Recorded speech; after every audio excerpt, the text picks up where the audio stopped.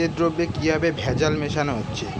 সামান্য একটা কালো জিরে, সেই কালো জিরের মধ্যেও কীভাবে ভেজাল মিশিয়ে, রং মিশিয়ে কীভাবে আজকের বাজারে এগুলো বিক্রি হচ্ছে। এই যে কালো জিরে, এই কালো জিরের মধ্যে আমরা যেহেতু জল দিয়েছিলাম, জল দেওয়ার ফলে দেখছি কালো জিরের কালার দেখুন কি হয়ে গিয়েছে।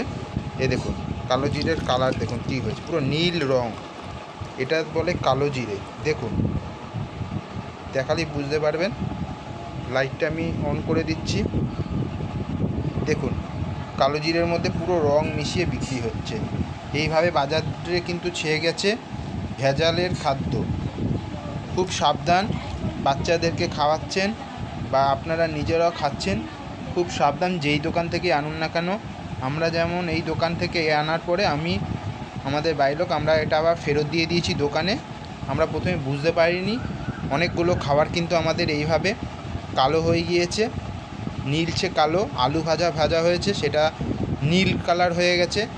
আজকে ডালের মধ্যে কালো জিরা দেওয়ার ফলে ডালের রং পরিবর্তন হয়ে গেছে। দেখুন কিভাবে রং মিশিয়ে বাজারে এইভাবে বের করছে। এই যারা খাদ্যদ্রব্যের যারা দেখাশোনা করেন, অর্থাৎ ফুড ডিপার্টমেন্ট, তাদের কাছে আমাদের অনুরোধ, এইভাবে মানুষকে বোকা বানিয়ে যেভাবে খাদ্যে ভেজাল মিশাচ্ছে, আপনারা অবিলম্বে এটার একটা ব্যবস্থা গ্রহণ করুন। তা নাহলে কিন্তু মানুষের স্বাস্থ্যের জন্য একদম ক্ষতিকারক। দেখুন কীভাবে রং নীল কালার, অর্থাৎ দোলে আমরা যেরকম রং খেলি সেরকম নীল কালার হয়ে গেছে এই কালো জিরের রং। দেখুন আমি ডালের রংটা দেখাচ্ছি কী অবস্থা হয়েছে। দেখুন ডালের রংটা কি অবস্থা হয়েছে। ওপরে দেখুন ডালের যে ফেনাটা কীরকম কালচে একটা ভাব চলে এসছে। দেখুন সামান্য দু চারটে কালো জিরে, তাতেই দেখুন ডালের ওপরের ফেনার একটা কীরকম রং চলে এসছে।